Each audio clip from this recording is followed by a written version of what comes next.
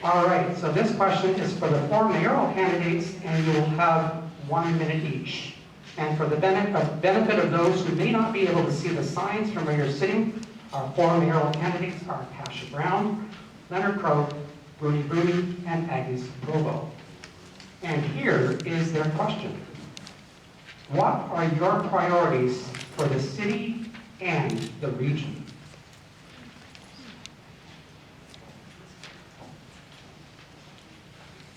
Hi, my name is Tasha Brown. One of my aliases is Farmer Brown because I am very into gardening.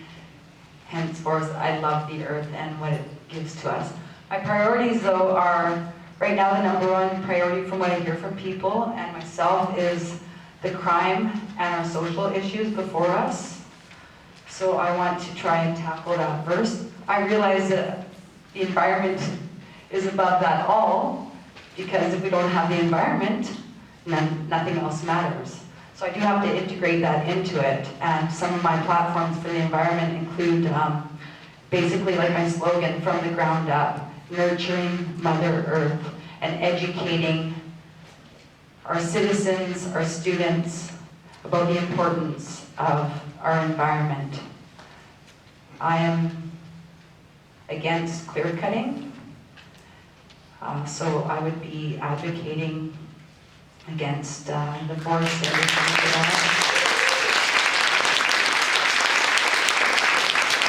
I realize it's an important industry for our island. I thought you liked that answer.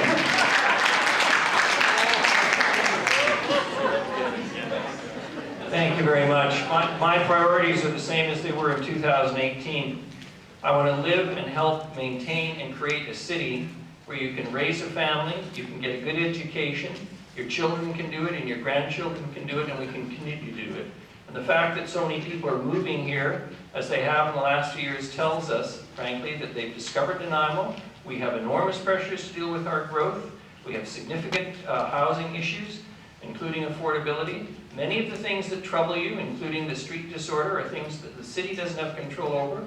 But I want to ensure that we continue to work with the provincial government to ensure that they build the housing that's necessary for those who can't afford housing in the private marketplace, and to ensure that those people in our streets who are suffering have the access to facilities, secure and involuntary if necessary, where they can be cared for properly.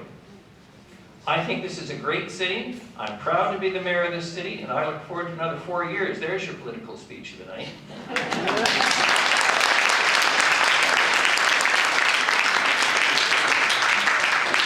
Everyone, it's sure nice to see you. First of all, we've got to stop cutting down all the trees. Every time there's a development, trees are cut down. I know some have to be cut down, but not all of them. It's like nobody seems to care. This city is so far behind green ecology, it's frightening. Do you see any rooftop gardens? We're on an island. We can't depend on the ferry. Every new development must have a rooftop garden and communal space, instead of giving money to the city for a park that they never see. We need to change people, and greenhouses. Food security is the most important thing across the region. We can have high-tech solar greenhouses in every neighborhood, fresh organic food on your table, in every restaurant. This would create lots of jobs. And even for a lot of people that are having trouble, mental illness or something, there's nothing better than working with something that's green. So I ask you, let's keep this city green.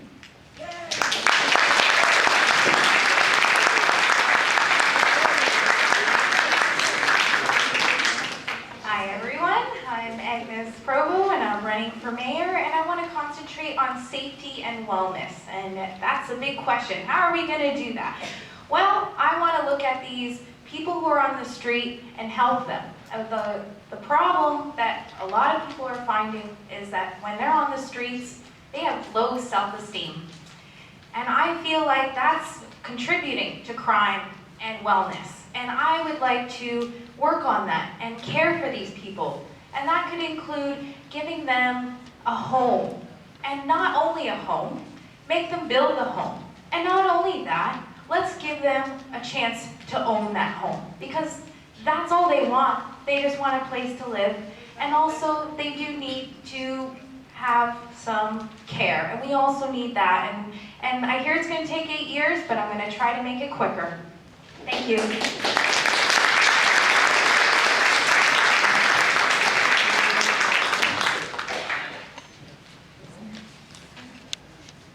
Thank you to our mayoral candidates.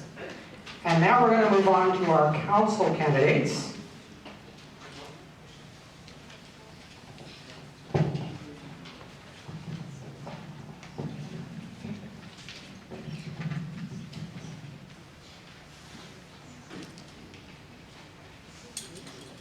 Here are the 10 questions that we prepared.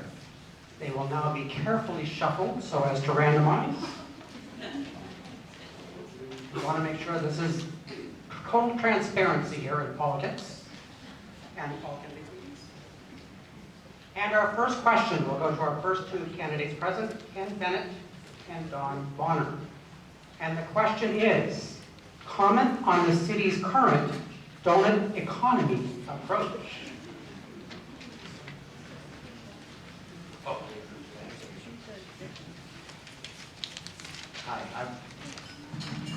Hi, I'm Ken Bennett, and I'm running for City Council. And sorry, I only heard about this term, donut economy, about a month ago. I had gone down to the City Hall, to City Council chambers, and I was listening in on the conversation because I was just getting myself like where I had the time to listen to see what's happening in the City Council, because I've been like wondering what's going on there for quite a while, and I decided to get involved. The donut economy, as far as I understanding that I looked it up, it's basically a philosophical idea for economy, and it's a thought, it's an idea that is going around. It's not very old of an idea. It's a very new idea that seems to be hitting the airways now, and Nanaimo is supporting it.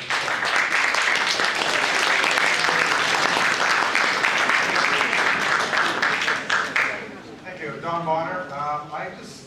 The donor economy to me is a way of thinking of how we run our cities. Basically, the concept of think globally and act locally. So we do the things local, but when we're doing them, we think of what effect it will be on the global economy and our climate as well. I would like to say that I look at it as less of a circle and as more of a spiral, because we're never going to be around to the circle, because we're always growing as a city on these things. But the donor economic model in this decision making allows us to say, when we make a decision, is it going to allow us to stay in the middle, or are we going to drop below so that our social services are suffering, or are we going to go above it so that our environment is suffering? So this is the kind of things that allows us to look at decisions that we're going to make and whether or not they're going to affect our environment, our social services, or keep us on a steady path.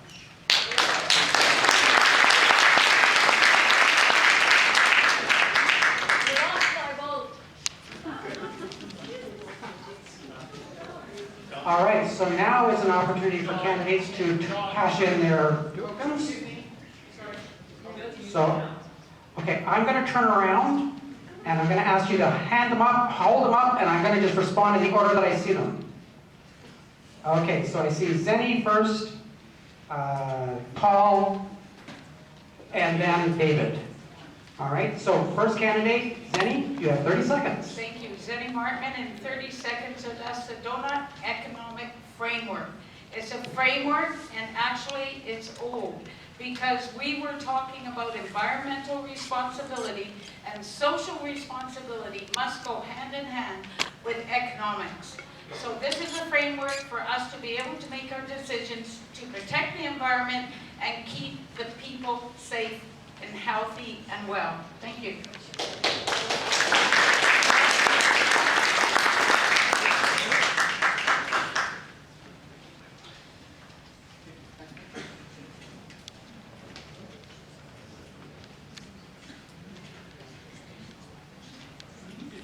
The donut economic model isn't a radical new idea. It's not pie in the eye thinking.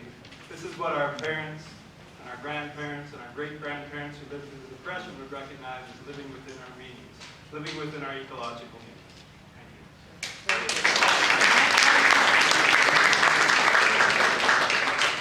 That was Paul Chapman. State your name first.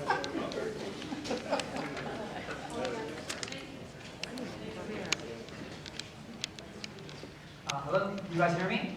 Yeah. Hi everybody. My name is David Wang. The donut economic model is created by a woman named Kate Raworth. She is a British economist. This is a model that is endorsed by the World Economics Forum. Kate Raworth is an approved economist by the World Economics Forum. This is a Trojan horse to get Nanaimo on the path to becoming a smart city, which will be a concern for our privacy. So please look into it carefully, right? This is all a model to get us on board for private violence.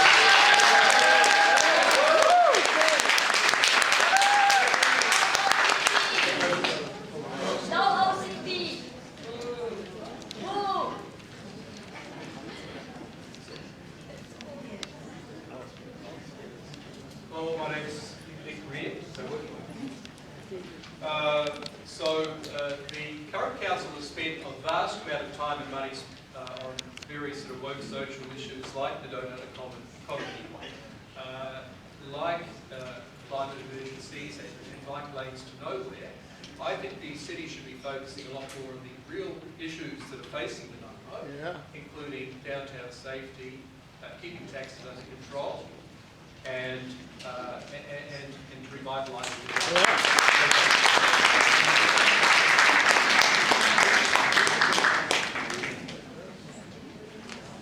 Could you please ask people to introduce themselves when they stand, because people can't see the signs? Thank you. Ben Nusselbrock here, just on the donut economy. Really, it's a simple framework that sets goals about our greenhouse gas targets, waste reduction. It also sets goals around what we want for our vacancy rate, the employment numbers, very concrete things around safety in our community. And basically, we set goals that's created by the community so we can work hard to achieve them. Thank you.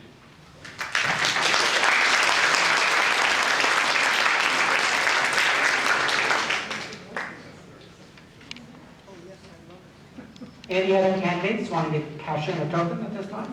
Okay, one more down here. And if you can state your name before you begin speaking, please. Eric Hanna, running for council. The donut economy, I agree with some of the information already said about your losing your privacy. It's highly dependent also on 5G networks. The government of Canada just announced on January 2021, safety criteria for on 5G rollout. So in other words, they're just providing recommendations of what's safer on 5G. Meanwhile, we're all going to be immersed in 5G with the continued abundance of more towers.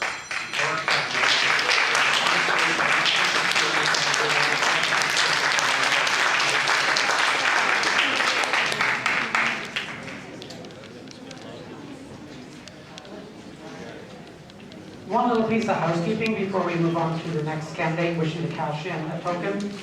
We know that some of these issues will evoke a certain amount of passion and one way or the other, but we do ask that you please refrain and allow the candidates the time to respond to the questions that they are being asked. Please, thank you.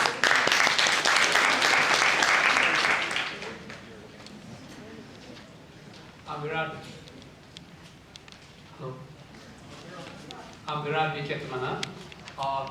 With respect to the donut economy, I'm not a core economy for donut or a local economy. You know what? It's very important that we need to balance being unbiased, because when we become biased for donut economy or against, then we're going to tend to make a lot of mistakes. Let's open up and hear everything, study everything, and take a decision accordingly. Thanks.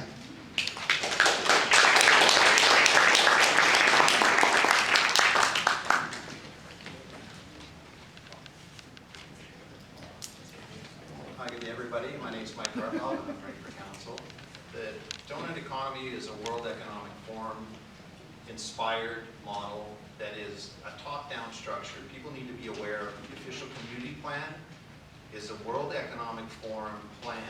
The people don't understand what that is, It's a group of people from Davos who are deciding what it is that you're going to be doing while you're paying carbon taxes while they're flying around on private jets. This was irresponsibly brought in by this municipality.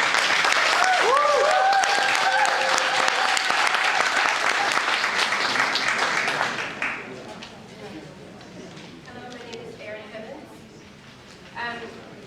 Really simply, the way I look at the donut... Give the microphone up to your mouth. Thank you. Really simply, I'm on the council that approved the donut economic framework. It's a framework, and it's the first time that we've contextualized all of our city plans into the context of the global crisis that we're facing. And it's, sorry, I'm nervous. It's a framework. There's no dollars attached to it.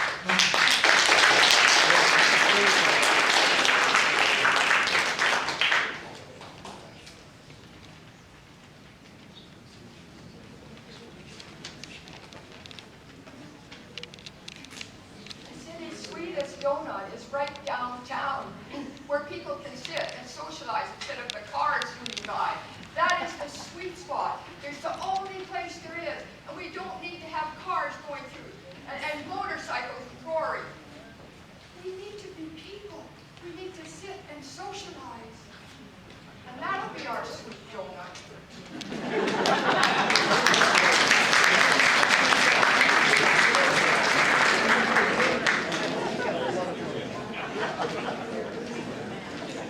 That was question number 1.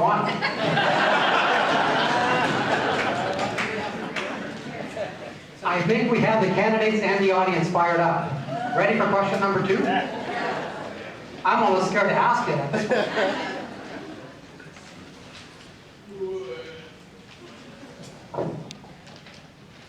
All right, so let's see. So this question is going to Tyler Brown and Paul Chapman. And the question is, what kind of protection do you envision for renters impacted by clean energy building renovations? And you have 1 minute.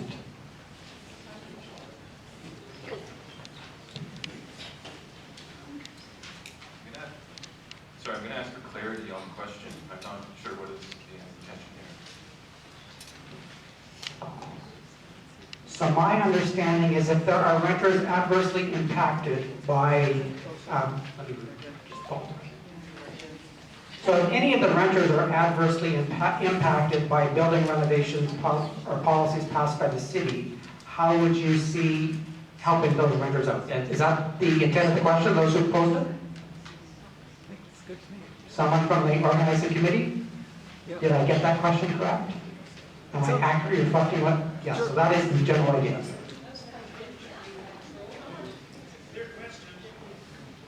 Sorry, I wanted to make sure that the intention here was that if renovations are occurring that result in the removal of tenants. The city does have limited options in this regard, but they can put in place tenant relocation policies. However, that is typically dependent on rezoning applications or development applications. So the city does have limited control when it comes to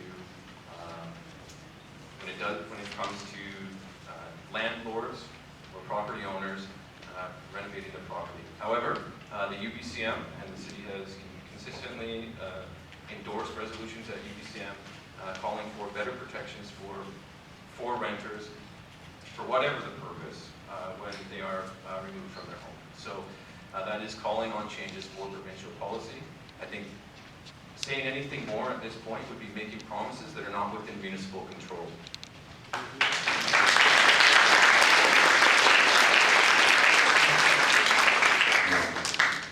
Hi again, I'm Paul Chapman, the other Paul. Paul. What I would say here is that, along with the crises of our time, Put the mic up to your mouth, please. We are in an affordability emergency.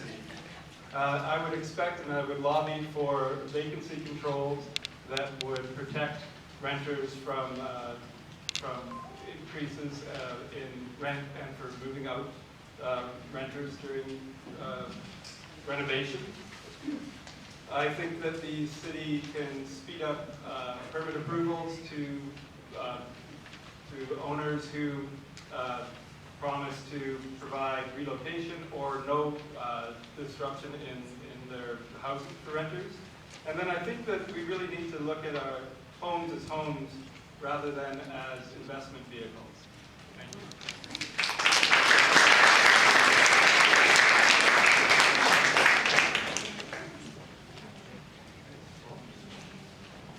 All right, so now is an opportunity to cash in any tokens. I see Paul Manley and Hillary Eastmuir at this time, those two. I'm Paul Manley. I'm running for City Council, obviously. I've done multiple home energy retrofits in homes that I lived in. And it involved blowing insulation into the walls, it involved putting insulation into the attics, it involved changing out windows, and it involved putting in a heat pump.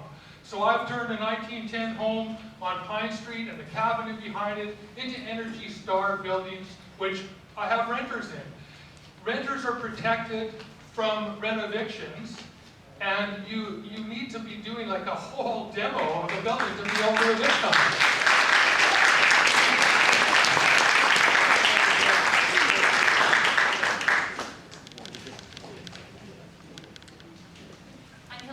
And I'm running for Nanaimo City Councilor, and I am a renter, and I probably will be for my entire life, so this is something that really I'm concerned about.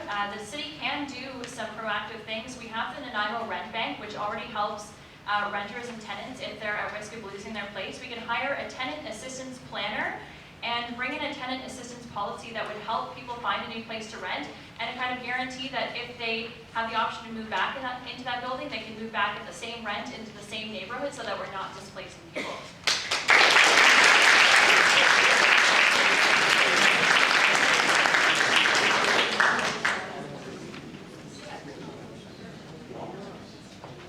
Any other candidates wishing to cash in a token at this time? Okay, yes, one more. Peter? Right, Peter Lee, running for City Council, and I think this question exposes a more fundamental problem of transitional housing with our community, and I think there is great imperative for the city to collaborate with the province to build these sort of housing for people who are vulnerable for evictions or for people who can't pay rent, and I think that collaborative relation is what the city needs to foster in its next term.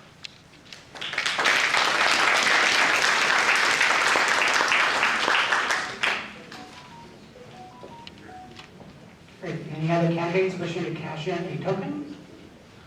All right. Seeing none, we're now going to move to a couple of yes or no questions. So candidates, get your paddles ready. Question number 1. If you are elected, do you commit to bringing forward and supporting motions for council decisions that will significantly accelerate the reduction of greenhouse gas emissions?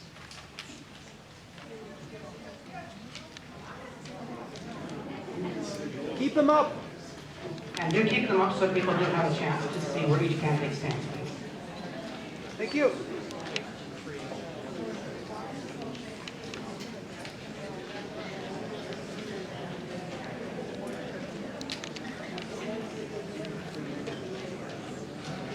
Thank you. All right, thank you. Question number 2. Are you in favor of a bylaw allowing developers to meet a lower step code, thereby reducing their costs, if their new buildings use only low carbon energy systems, such as a heat pump instead of a gas furnace?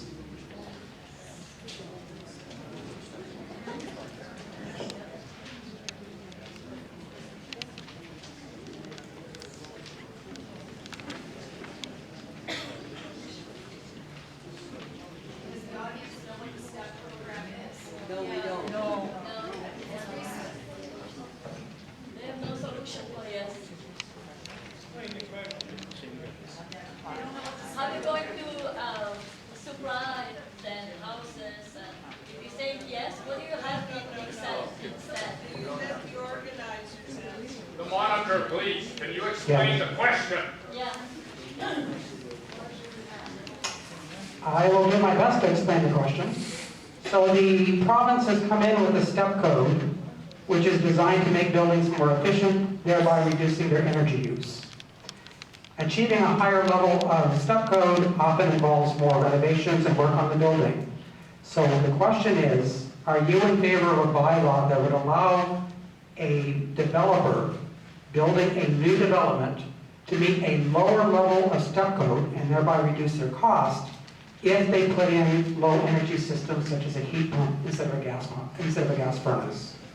And there are a number of communities, municipalities that are exploring and passing resolutions to do that. Did that explain it any better? Okay, thank you. Oh, sorry, I didn't like it. Yes, I think you can put your titles down now. Thank you. Now, do we have any, are we allowed to use tokens if people want to respond to one of the yes, no questions? I don't, everyone okay with that? Okay, so yes, Paul.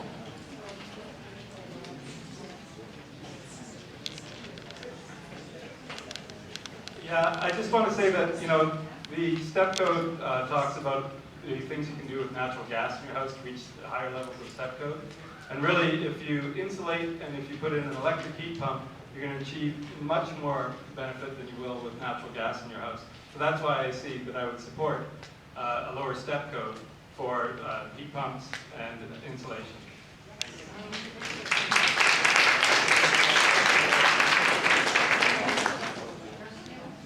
Sorry, go ahead. We also have one more down at the end.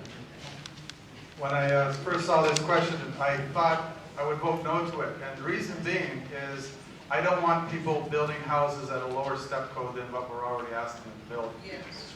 To me, the answer is if you want to put LNG into a house, you got to build to a higher step code, and it's not going down to a lower step code. So if we build a house at a lower step code, even if it is electricity and heat pumps, which I recommend to everyone, we now have a house that is leaking heat for the next 50 years.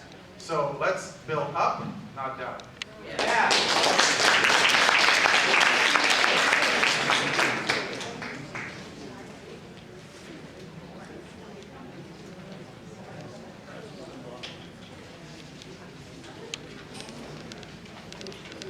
Hi, my name is Vira. Step codes are very good. It's vital for the safety and security of everybody. And it's important that we have to also keep the cost in mind. So if it's too excessive cost, going for green, then it's going to be non-affordable and it's going to be very tough. Thank you.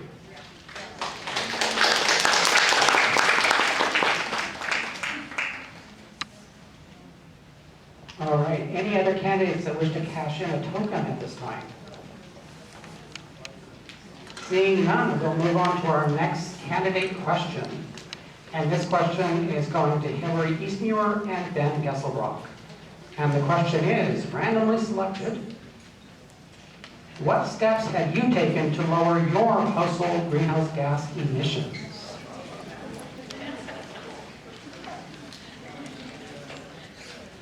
I'm Hillary Eastmuir. I have consistently chosen to work close to where I live to reduce my need to commute. I did work in Parksville for a little bit, and I quit because it did not align with my values around commuting. And I am very fortunate to be able to live downtown Nanaimo, so that means I can walk to the grocery store. I shop at the grocery store that's closest to my house, not because it's the thriftiest, but because it's the closest. I also buy most of my clothes secondhand, whole outfit secondhand. And I also eat a primarily vegetarian diet. I think that incremental change matters a lot, and greenhouse gas reduction can happen through a plant-based diet. I also shop at the Island Roots Farmers Market and support local growers as much as possible. I also bring my compost to my friends' houses because I live in an apartment and there's no green bin, and I really think that we could change that in Nanaimo because the regional district has a 90% diversion solid waste goal, and that's not going to happen if we don't have green bins in apartments, because that's the main thing that we're building, and that's a huge source of greenhouse gas.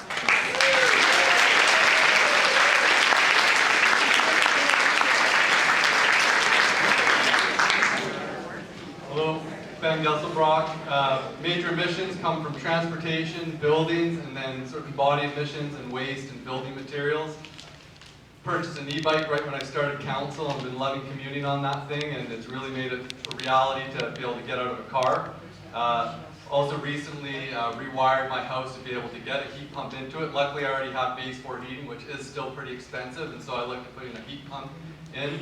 And then this embodied emission is a really big one. This is why we need to build a circular economy where we're reusing material and keeping waste out of the landfill. And so I've been really working hard when I'm doing renovations to reuse materials. And I think that's a really critical way where we can lower. And I hope to see deconstruction bylaws in the future. And there's a lot of opportunity in that embodied emissions and building materials and materials in general to just reuse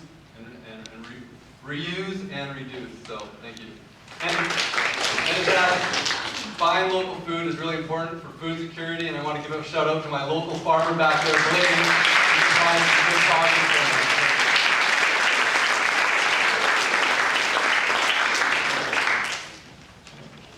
All right, and any candidates that want to cash in a token? I saw Rooney. Hi. Probably I'm the only candidate here today that came on a bus. And I know how addicted you all are to your cars, but you know what? Put the microphone to your mouth. We really need to reduce our emissions. Every time you turn on your car, you're putting poison in the air. The planet is dying. Come on, we've got to change. Have really good public transportation. The bus is great. You can look at people, you're stress-free, you don't have to worry about parking. And if you're not going to give up your car, at least car share.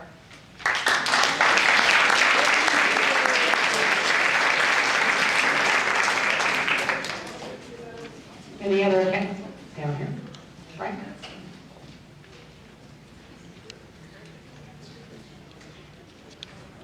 Hey everybody, my name is Frank Luda. I'm here from Nanaimo, running for council.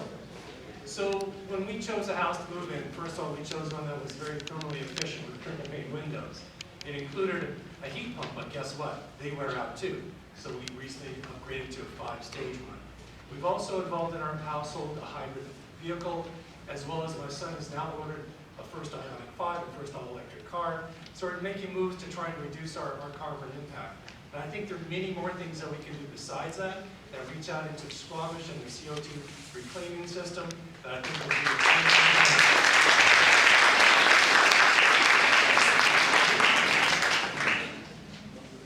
Chris, down here, Ken, and then Tasha.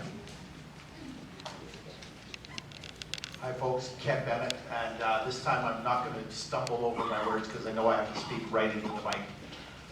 Our home has reduced its emissions. We take our vehicle very seldom now.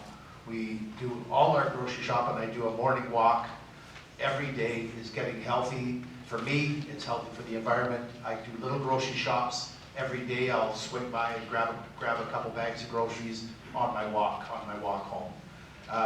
The busing system, we need to improve that because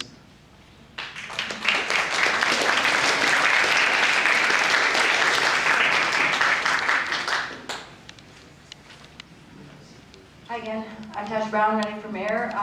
Farmer Brown, I really practice what I preach. I grow my own food. I have my own chickens, animal husbandries. I collect water. I conserve water wherever I can. And I try to avoid plastic, as you may see in my signage, because I can't stand plastic in the environment. When I go swimming at the river, I am my own little Greenpeace plastic collector and garbage collector, and I like to integrate programs into our community, into our schools that help promote that.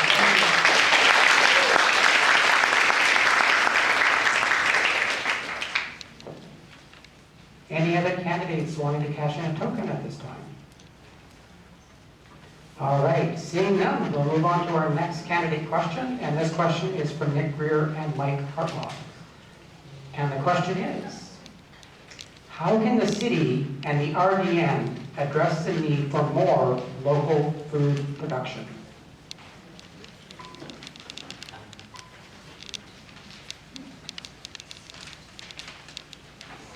Thank you very much for the question. My name's Nick Greer. I'm a local lawyer downtown. I run a business downtown. The microphone up, please. I appreciate the opportunity to be here tonight. We have about 5 days of food on the island if we were to lose our transit links. So we have to keep that in mind. I think it's a fair question. We need to do more. On the topic of climate change per se, a couple of people looked at the answer that I gave to the question of whether or not I'll support climate measures. The sad reality of the fact is that China right now is built on some estimates 210 coal-fired power plants this year, so approximately 4 per week. So there's some limits to what we can do in terms of a local community compared to that onslaught. I would like to see green groups, green activist groups and the Green Party supporting some measures. Back in the 90s would have been great if they supported measures such as nuclear power.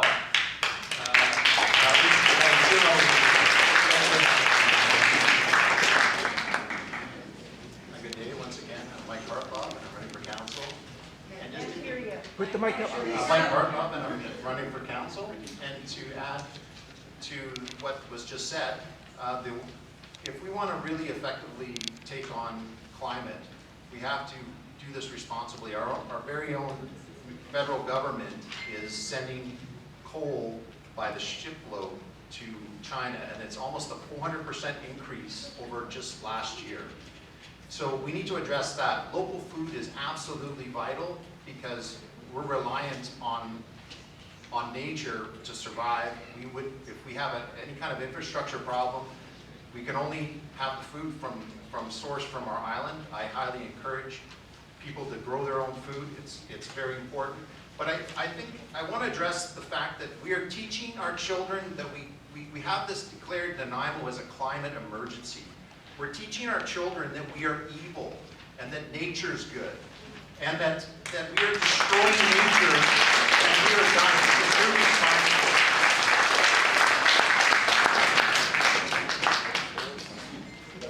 All right, so I saw Tasha, Agnes, and Hillary so far, and Zinni. Oh, those three to start. Yeah, just again, from the ground up approach, just small things that I believe that we can do. When we plant trees in our city, why are we not planting fruit trees or things that we can actually be living off the land for? If we're gonna pay for the water to water these trees, why don't we have them give back to us? Simple things like that, supporting community gardens, encouraging people to plant more gardens. If I believe in cisterns. If we collect our own water, then it's cheaper for us to actually water our gardens, so it'll be more encouraging to garden.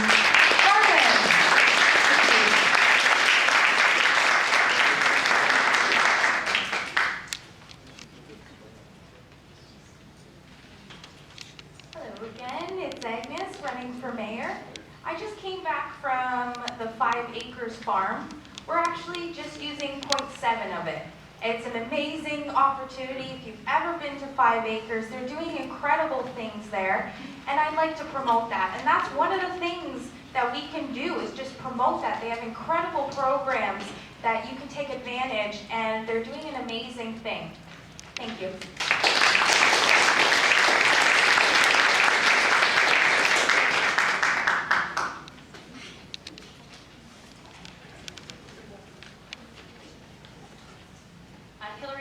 So when agricultural land in the area becomes available, the city can buy it and reserve it for agricultural uses instead of putting housing on it. If we want more density, do it in areas that we can. Also, we can actively support a year-round indoor farmers market. Our farmers want to see it. That proposal is coming to City Council October 3rd. I hope they support it and pass bylaws to allow residents to grow food on public boulevards and vacant city land.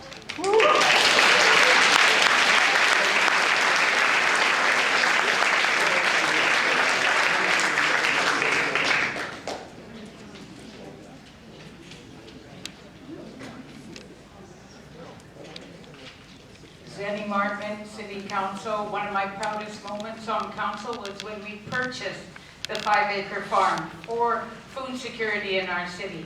We've got the Klein farm on Wellington. We have growing opportunities that Paul's been leading. We need all year round farmers markets, and we need to encourage backyard gardening because we know what the pandemic showed us. So I'm all for supporting agriculture in our city. Thank you.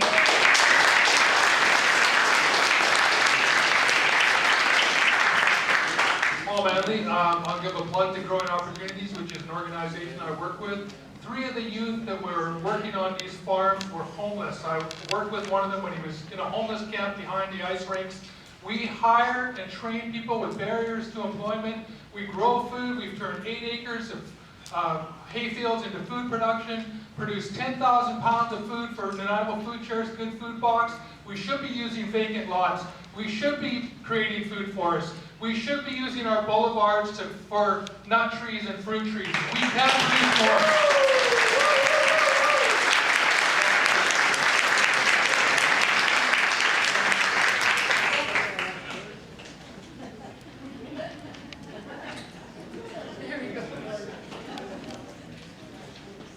Also, Google Droughts 2022 and see the whole northern hemisphere in drought this year. And watch what No, okay. Please, no shutting out for the candidates. We do want to ensure equality and equity for all the candidates, please. All right, any other candidates wishing to cash in a token?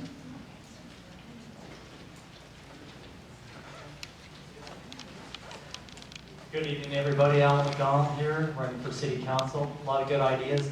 I think the only thing that I would add for our local farmers to go from field to plate is having some processing centers so they can deal with that and get it right into market as quickly as possible. That would also help spool up our economics through a good tourism. Thank you.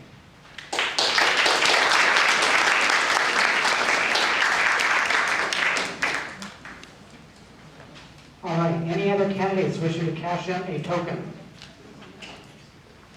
All right, seeing none, we'll move on to a couple more yes or no questions. So candidates, get your paddles ready. Yes or no question number 3.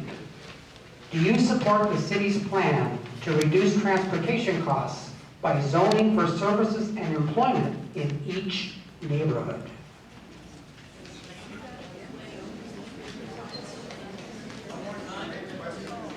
Do you support the city's plan to reduce transportation costs by zoning for services and employment in each neighborhood?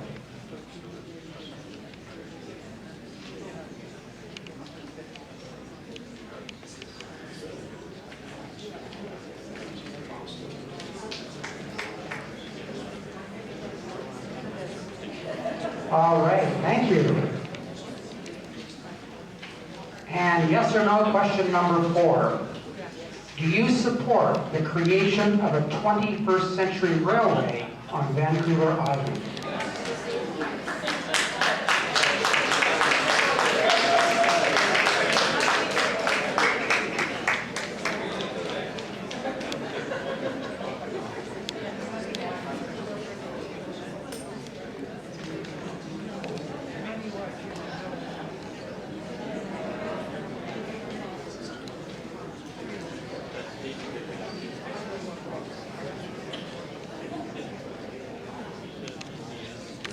All right, thank you. And we'll move on now to our next candidate question. And this question will be going to Aaron Himmons and Shirley Lambrecht.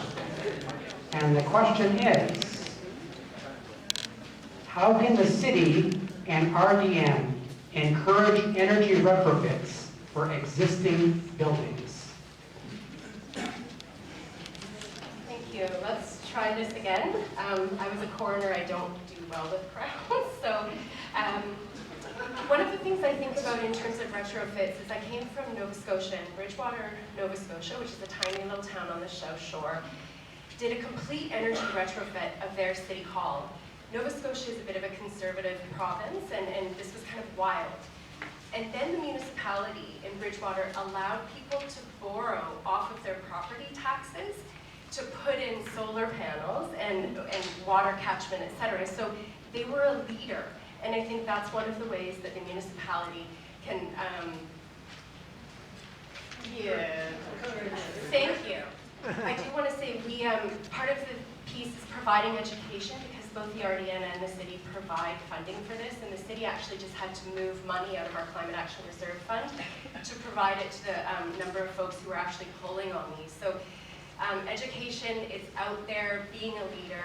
Thank you.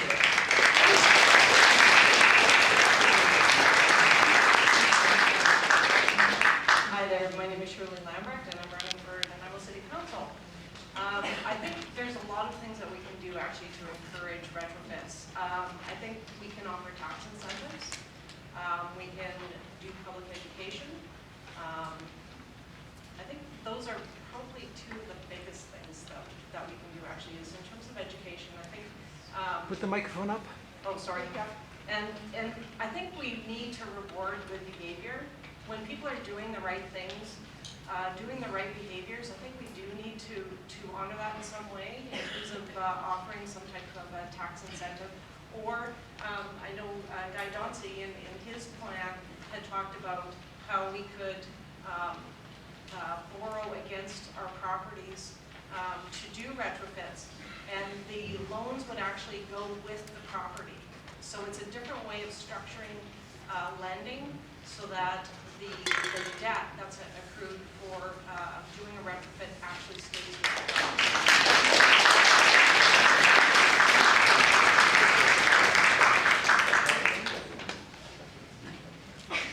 All right, and are there any candidates that would like to cash in a token in response to this question? Or the responses given? Tyler?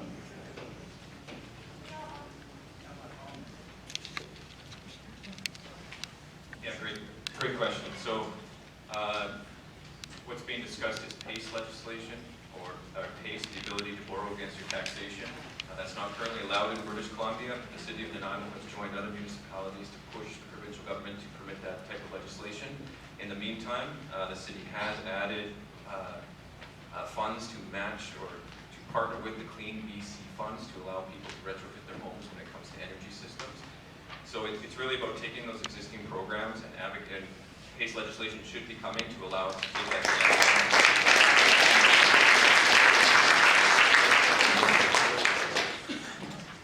And Janice?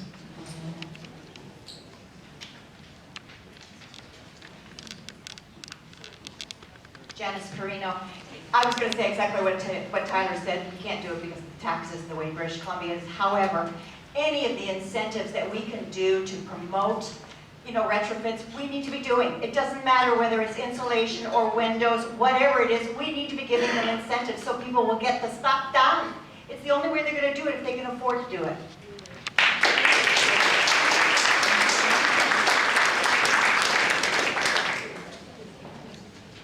Any other candidates? Yes, at the end. David?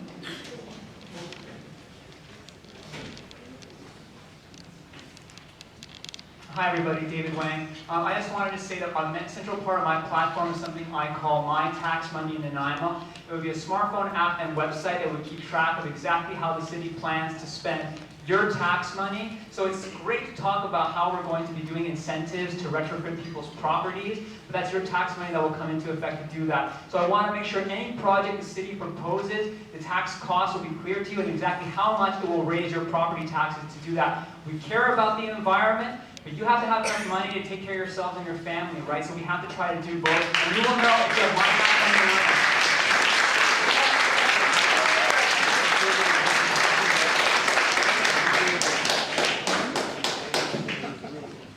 All right, any other candidates wishing to cash in a token? All right, seeing none, we'll move on to the next candidate question. And this question is for Peter Lee and Zenny Martinman. And your question is, it's a long one.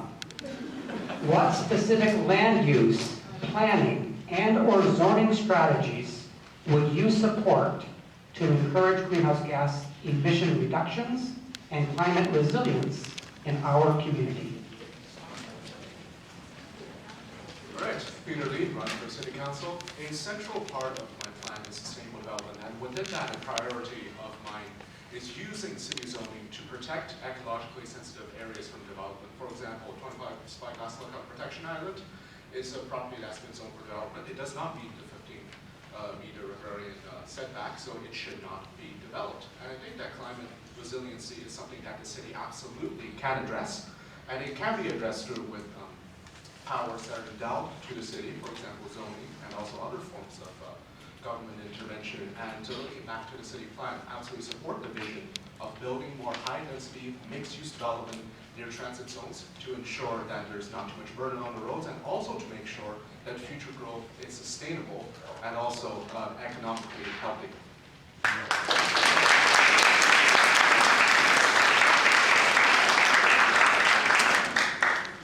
Well, that was one of the questions I didn't want, but having said that, in our official community plan, one of the ways we can address it is by building density in our urban nodes.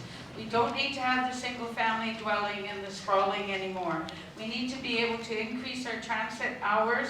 We need to be able to make sure that our building codes are to the highest standards, and we need to make sure our pedestrians and our livable communities are just that, so that people can walk to their grocery stores and we don't need to use the vehicles so much. Thank you.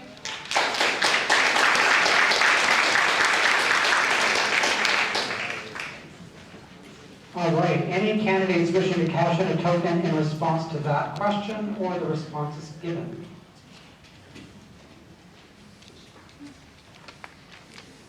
Not seeing any, and this is what happens when tokens start to be used up. So we will now move on to a couple more yes or no questions. So candidates, please get your pals ready. And yes or no question number 5. Given the greatly increased cost of housing when underground parking is mandated by the city, would you call for a reduction in the amount of parking in new multi-unit residential housing?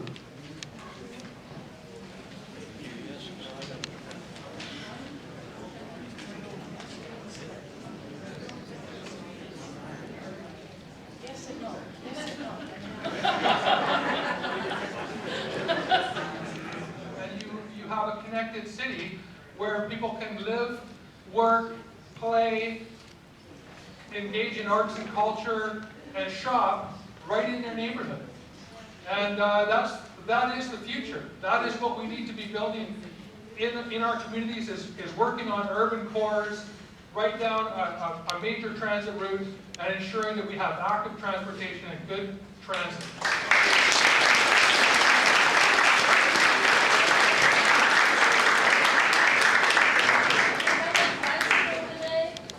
I'm Janice Carino, and I mean there are a variety of things that I think that can be done. However, I think we should also add to the fact that in major centers you see e-bikes, you see e-scooters, we have Uber, and we don't have those things here in Nanaimo, and I think that they're an important part of the growth. I really think that it's important that we teach people what is available to them. So we need to obviously do some education about where the parking areas are for people to share.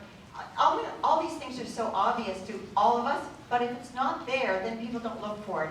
And I just think of my own daughter trying to raise her child and trying to handle all of it. She doesn't even know how to plant, for food production in her backyard. We have to be able to have this education available for everybody so that they get a grasp of what can be done. But for me, we've got to start certainly with e-scooters, e-bikes, and Uber. Let's get some cars off the road and start having some fun.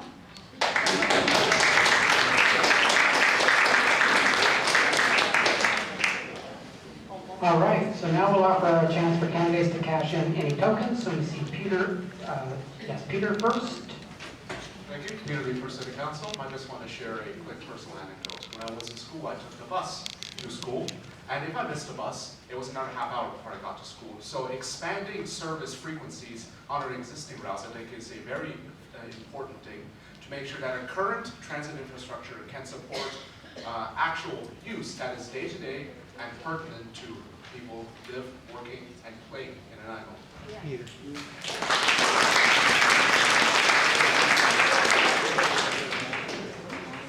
All right, any candidates with tokens remaining that wants to cash one in at this opportune moment? Okay, Shirley. I guess I just wanted to add to the whole public transit thing. I think we really need to augment our handy-dart service because it is so woefully resourced. So I think in terms of moving seniors around, folks with disabilities, we really need to add buses, the smaller buses, so that we can help people get around without the cars. Right on.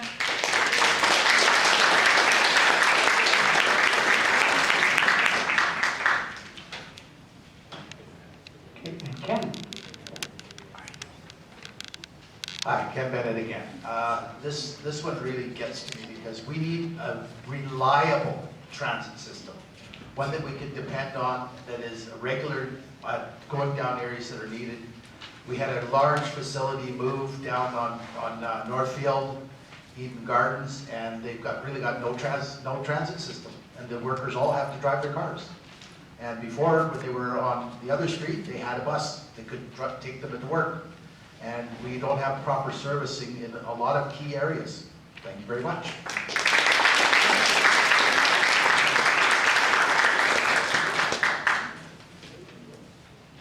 All right, any other candidates wishing to cash in a token? All right, seeing none, we'll pose our next candidate question. And this question is going to, make sure I've got the right names, Frank Pluta and Alan McDonald. And the next question, randomized, is, how can we design climate action solutions so they don't leave people behind?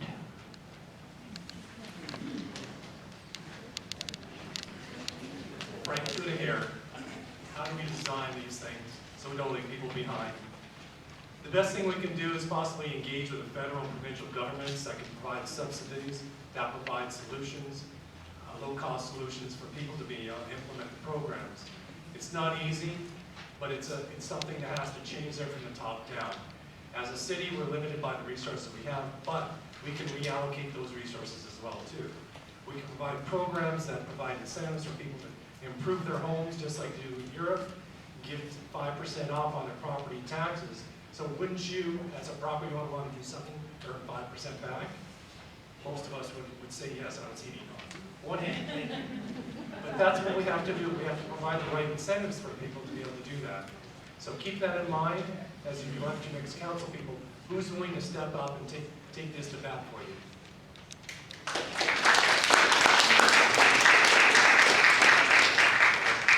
Good evening, everybody. Alan McDonald here for City Council. You know, I think one of the things that we have to consider are things that the average person doesn't necessarily have to take out of their own pocket. One thing that strikes me is our solid waste management system. It needs a complete revamp. About 85% of the goods, materials that go into that, from construction and the consumers, can be recycled or reused. Also, of course, the recycling system needs to go along with that. We need to have more facilities. We can all do our part in that particular area, and I think that would be a natural solution that we can all participate in. Thank you.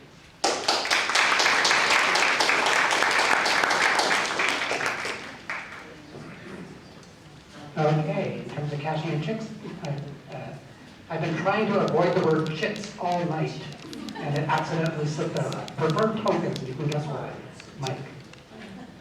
Hey, Mike Hartlaw. I think it's important that we know where our Nanaimo climate action plan actually came from. It came in conjunction with the Federation of Canadian Municipalities, and you'd say, who's this organization? So I looked, and it turns out it's $1.6 billion of our federal government that's funding this organization that implemented these programs. I think what we need to do is, instead of looking to the federal government, we need to look into active working role models that other countries have already tested and approved. Thank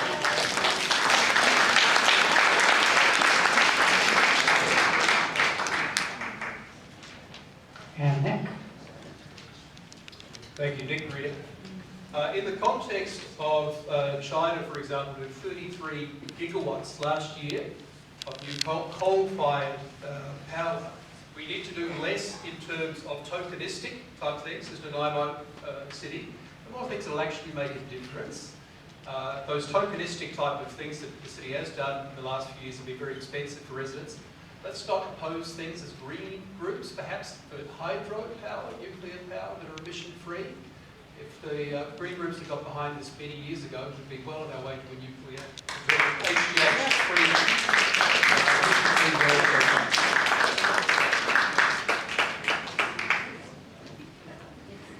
And Tyler. Thanks.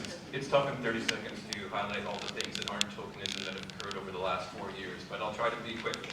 A 56% increase in public transit over the next 4 years has been committed to. The most cutting-edge solid waste bylaws in the province that are currently waiting provincial approval to establish new recycling and reuse programs to create new markets for local businesses and local economies. These aren't trivial things. These are very cutting edge, they're very practical, and they have strong social, economic, and environmental provisions. And using words like woke and things like that is nothing other than dismiss and quote.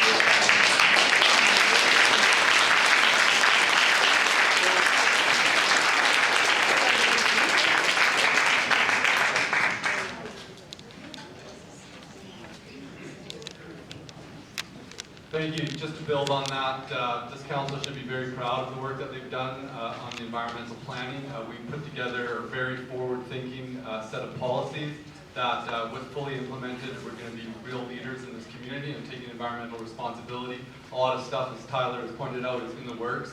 And we need to elect people to the city council that will continue resourcing these programs so that we can really take responsibility for our environment and juggle all the other responsibilities that we have in a very broad view way. So we just need to keep on going.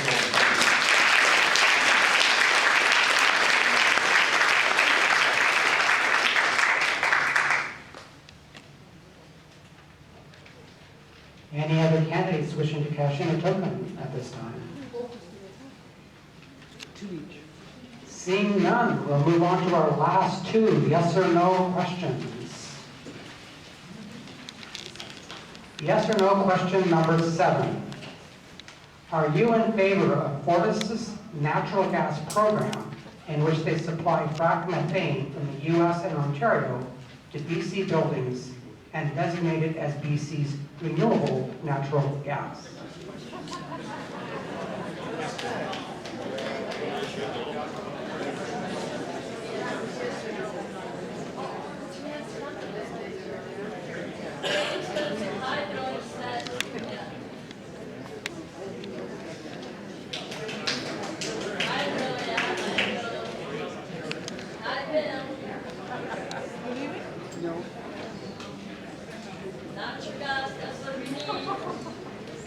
Okay, we would ask the audience to please refrain from shouting out just to maintain civility in the room. Thank you.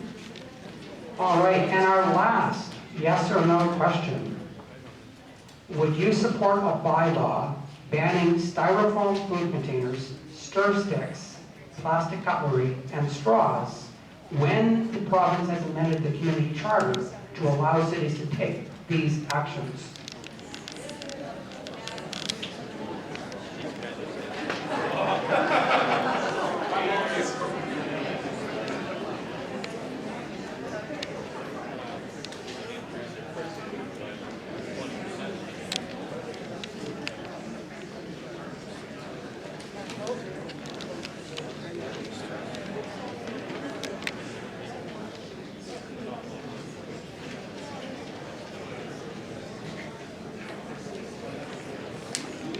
Okay, thank you. That concludes our yes or no questions. All right, our next candidate question, and make sure I've got the right candidates here, is for Garikana and Virat Tamana. And the question is, what would be your top priority for implementation from the official community plan?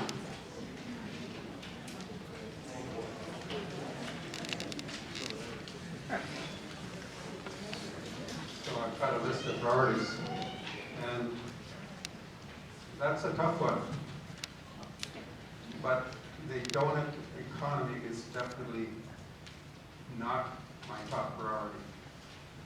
But what I want to emphasize is that I believe in us living within the 10 or 50-mile radius of where our food is produced. I believe in us recycling and doing all these important things. But the donut economy is a fail for me. So what I really want to do is get back to the things which is important for people in Nanaimo right now. It's the crime, and it's about the misspending on our taxes. think they're both tough issues. The crime issue can be solved by talking to other government departments. The taxes can be sorted out by your council by knowing when to say no.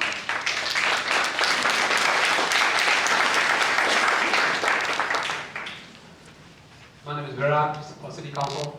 As many people are in the debate that OCP is good, OCP is bad. So we have to be reminded that OCP is not a grail written on the grail. It can be changed, it can be amended. So my top priority is to put public safety and security in the OCP. And at the same time, I love to include the grassroots and in the OCP so that we can plan and work towards efficiency and betterment with a proper balance. Thank you very much.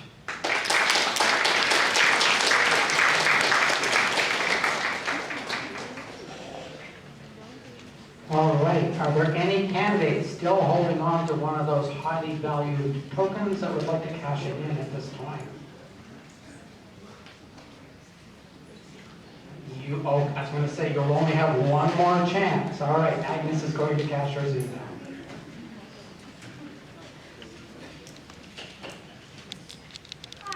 Hi, Agnes again for mayor, and I'd just like to say that in that city plan there is a section, it's C3.1, and it does talk about safety, and I want that to be the front page. Thank you.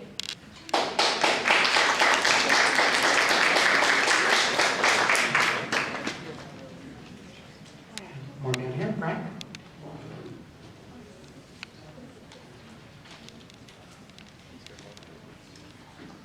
Thanks, Don.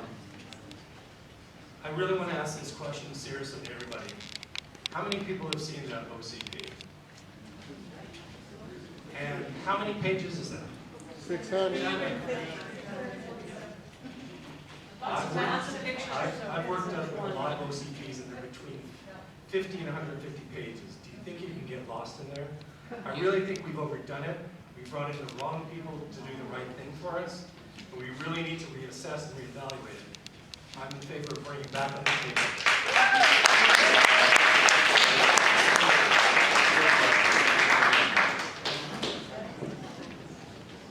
Any other candidates with a token still having a good token that would like to cash it in? Seeing none, we have come to our final two candidates and our final question. This question is for Corey Crickwan and David Wang. And the final question is, how do you see collaboration with local First Nations fitting in with the city's approach to tackling climate and environmental issues?